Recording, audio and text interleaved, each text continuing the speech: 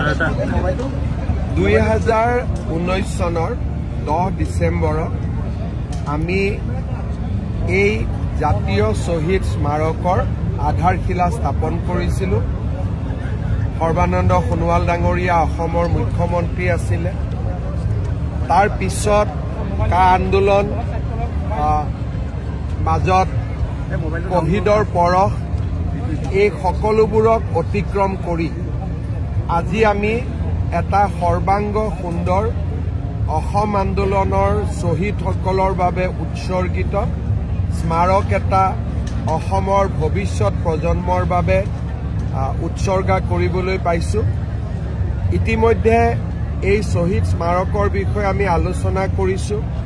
225 foot উচ্চতা ইয়াৰ থাকিব আৰু ইয়াৰ উচ্চ শিখৰত যদি আমি আৰোহণ কৰোঁ গুৱাহাটী মহানগৰখন আমি স্পষ্টভাৱে দেখা পাব পাৰোঁ। ইয়াত ইণ্টাৰপ্ৰিটেশ্যন হল, শ্বহীদৰ বাবে নিৰ্মাণ কৰা গেলাৰী, মেডিটেশ্যন হল আৰু ইয়াৰ লগত সংযোজিত অক্ষয় বন্তি। চাৰিওফালে চাইকেল ট্ৰেক, ৰাতিপুৱা আমি মৰ্ণিং ৱাক কৰিব পাৰিম তেনেকুৱাও 1.5 কিলোমিটাৰৰ এটা সুন্দৰ ট্ৰেক। অডিটৰিয়াম এটা বনাই থকা হৈছে 500খন আসনযুক্ত। অৱশ্যে ইয়াত খালি আমি অৰাজনৈতিক অনুষ্ঠান কৰিব দিম। ফুড কোৰ্ট আছে আৰু এটা খুব ধুনীয়া মিউজিকেল ফাংচন বনোৱা হৈছে অসম আন্দোলনৰ ইতিহাসৰ সৈতে। ভৱিষ্যতে অসম আন্দোলন আৰু অসমীয়া জাতিৰ বুৰঞ্জীক লৈ এটা ডিজিটেল লাইব্ৰেৰীও ইয়াত নিৰ্মাণ কৰাৰ মোৰ সপোন আছে, যাতে এই লাইব্ৰেৰীত বহিলেই আমাৰ জাতিটোৰ 5000 বছৰৰ যি যাত্ৰা তাক আমি চাব পাৰোঁ, দেখা পাব পাৰোঁ। তেনেকুৱা এটা ডিজিটেল লাইব্ৰেৰী এটা নিৰ্মাণ কৰাৰো মোৰ ইচ্ছা আছে। 10 ডিচেম্বৰ আমাৰ বাবে এটা পবিত্ৰ দিন। বিশেষকৈ আমি যিসকলে অসম আন্দোলনত জড়িত হৈ আছিলোঁ তেওঁলোকৰ বাবে আজি দিনটো এটা পবিত্ৰ দিন, নতুন সংকল্পৰ দিন। আজি শ্বহীদ স্মাৰকৰ উদ্বোধনী অনুষ্ঠান বা আমাৰ শ্বহীদ দিৱসৰ অনুষ্ঠানত ভাষণ দি মই অসমীয়া আৰু ভাৰতীয় ৰাইজক কেইটামান অনুৰোধ কৰিছোঁ। প্ৰথম, যিমানে আৰ্থিক সমস্যা নহওক কিয় অচিনাকি মানুহক নিজৰ মাটি বিক্ৰী নকৰিব, কাৰণ লাহে লাহে আমি মাটি হেৰুৱাই আছোঁ। আমাৰ ব্যৱসায়িক প্ৰতিষ্ঠান বা আমাৰ উদ্যোগত অচিনাকি মানুহক চাকৰি নিদিব আৰু আমাৰ খেতি পথাৰবোৰত খেতি কৰিবলৈ অচিনাকি মানুহক মাটিলৈ নানিব, কাৰণ তেওঁলোকে এবাৰ অহাৰ পিছত তেওঁলোকৰ যিটো পৰিকল্পনা তাক বাস্তৱত ৰূপায়ণ কৰে আৰু এসময়ত গৃহস্থকে তেওঁলোকে খেদি পঠিয়ায়। সেইবাবে মই আজিৰ শ্বহীদ দিৱসৰ দিনা অসমবাসী ৰাইজক, অসমীয়া ৰাইজক, ভাৰতীয় ৰাইজক অনুৰোধ কৰিছোঁ যে কোনো কাৰণতে যাতে অচিনাকি মানুহক জাতিটোৰ বৰঘৰত সোমাবলৈ অনুমতি নিদিয়ে।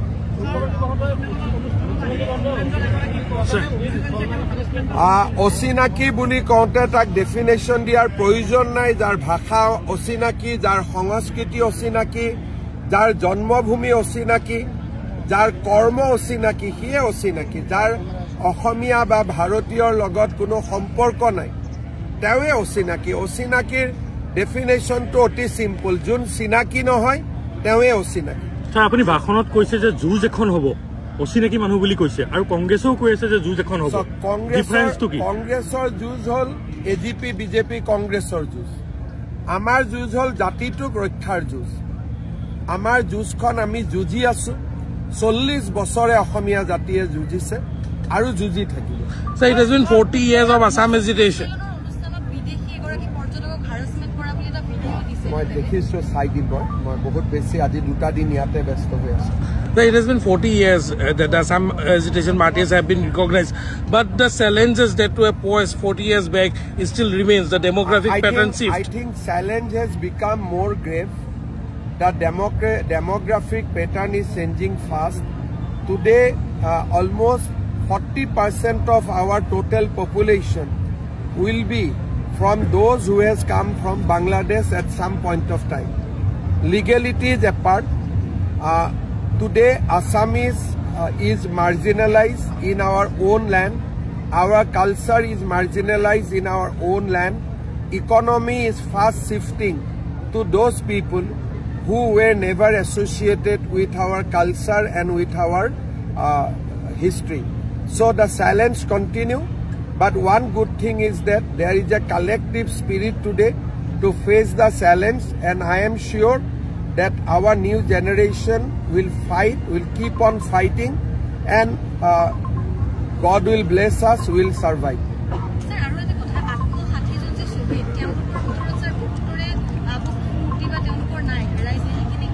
তাৰমানে অসম আন্দোলনৰ যিসকল শ্বহীদ আছিলে বহুত সৰু ল'ৰা আছিল বা বহুত যথেষ্ট বয়সৰ আছিলে, তেতিয়া ফটো উঠাৰ কোনো পৰম্পৰা আমাৰ গাঁৱত নাছিলে।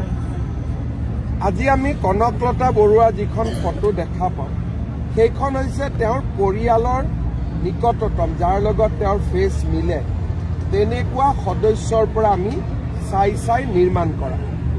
তেনেকৈ আজি যিখিনি শ্বহীদৰ আমি ফটোগ্ৰাফি পোৱা নাই, তেওঁলোকৰ ল'ৰা বা তেওঁলোকৰ ভায়েক বা তেওঁলোকৰ ভনীয়েকৰ মুখখন চাই আমি আঁকিব লাগিব, আঁকি পৰিয়ালটোক দেখুৱাব লাগিব যে চিমিলাৰিটি আছেনে নাই। কোনোবাই ক'ব নহয় অলপ শকত হৈছে, অলপ ক্ষীণ আছে, তেনেকৈ তাক আমি আকৌ বনাব লাগিব। আৰু এনেকৈ ফটো বনোৱা প্ৰফেশ্যনেল মানুহ আছে আজিকালি, আৰু এআইৰ সহায়েৰেও কৰিব পাৰি।